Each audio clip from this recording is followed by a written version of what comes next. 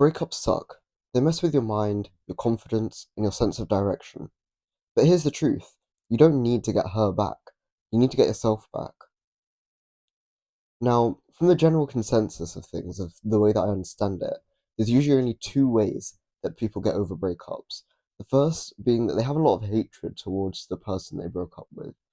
And if, she comes up in a conversation or something, the person usually starts throwing around a lot of swears, like, oh, that fucking bitch, this, that.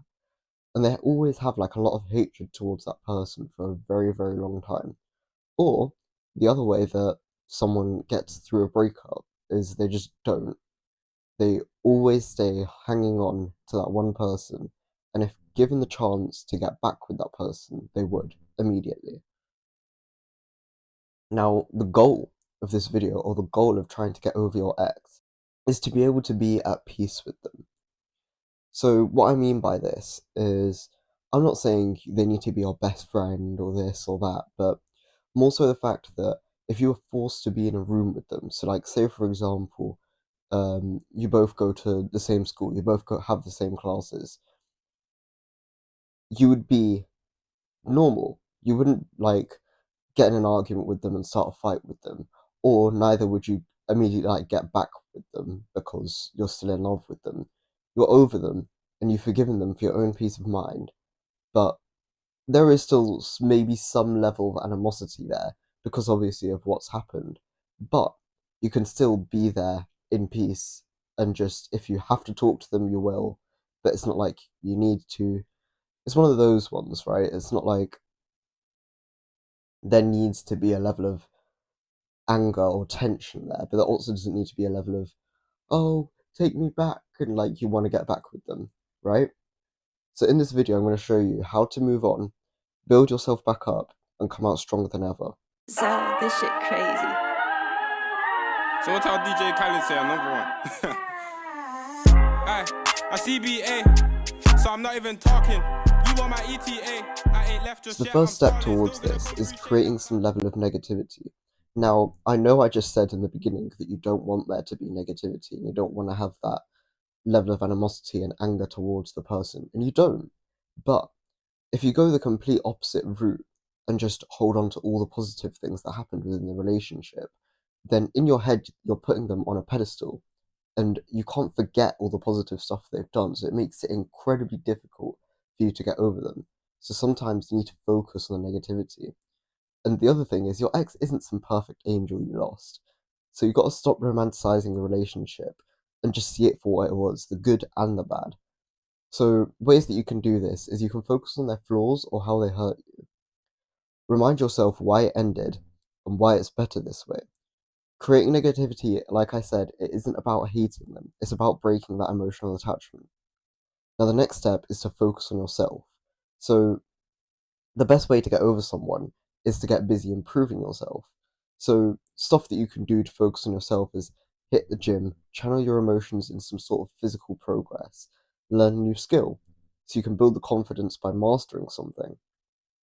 And finally, set goals. Create a roadmap for your future and work towards it daily. Every time you work on yourself, you're taking back the power you gave away in the relationship. Now, the third step, chase respect and recognition, not love.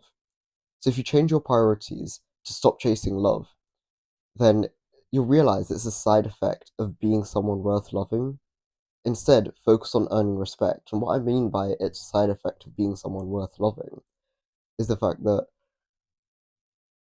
by chasing love, it assumes that you're already in the position of someone that's ready to receive love, but you're not if you've just come out of a relationship, right? So you need to get yourself back in that position, but in order to get yourself back in that position to be someone worth loving, you need to build yourself first, right? If you think about it, do you love and respect yourself, like just as you are in this current moment? If the answer to that is yes, then ask yourself, are you sure? Because I feel like a lot of people are going to be lying to themselves on this and saying, oh yeah, I love myself, rah, rah, rah. But like, would you want to date you as you are? Do you like how you are as a person? And if you don't, Most of the time it's no, especially if you've just gotten out of a relationship. Then work on yourself, work on being someone worth loving, work on work on becoming someone that you would want to date. So respect matters because self-respect builds confidence, right? So having respect in yourself and knowing that you yourself are someone that you would want to date, that will build confidence within yourself. Because, for example, for me right now, I know, like, I'm self-confident in myself because I can confidently say to girls, like, you're not going to meet someone that will love you the same way that I would love you. And the reason I say that is because my love style, I would love to get loved the way that I love. Because I love in such a way that's like, um, I would love to love me even. Because the way that I love someone back is very giving, very much like romantic and gentle, caring, kind. I think about all the small things, right? So that self-respect that I have for myself there, of me describing myself, is what gives me confidence in relationships because I know what I hold is valuable. The value that I bring in a relationship is valuable. It's not going to be found from anyone and everyone, right? So that's something you need to build in yourself in order to create value to your substance, if that makes sense.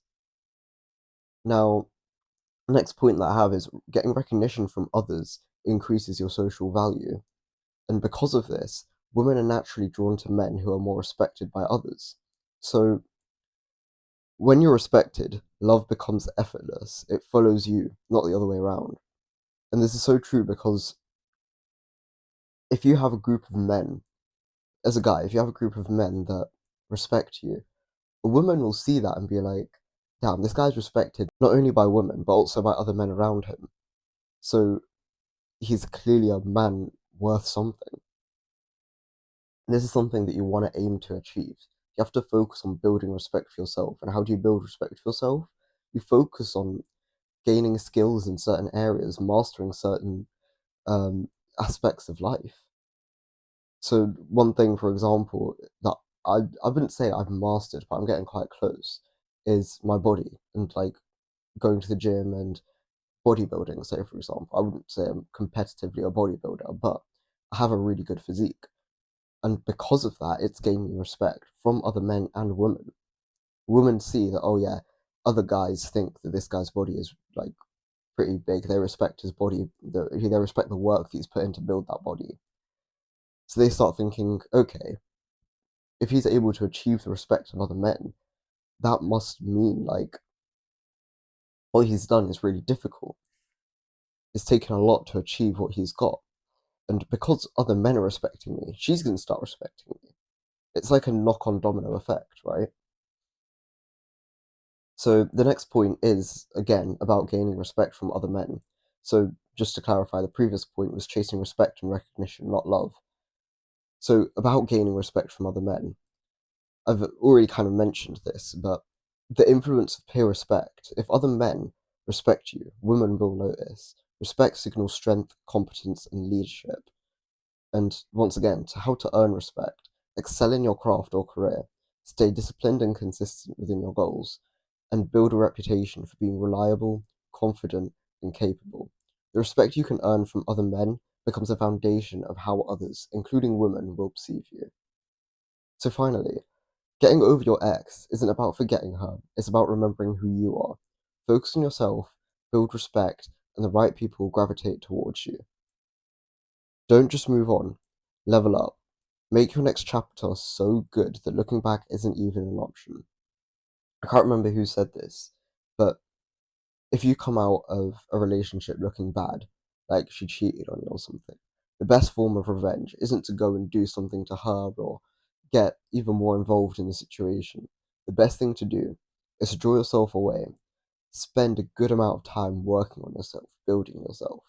And if you get to a point where she's still keeping tabs on you, and she looks at you and sees, damn, he leveled up, he glowed up, for example, as like the trendy term on TikTok or whatever these days. If she sees that, she's going to be thinking that she's missed out on you. And who knows, she might even text you being like, yo, how are you doing? This, that, like whatever. Obviously, you're not going to reply.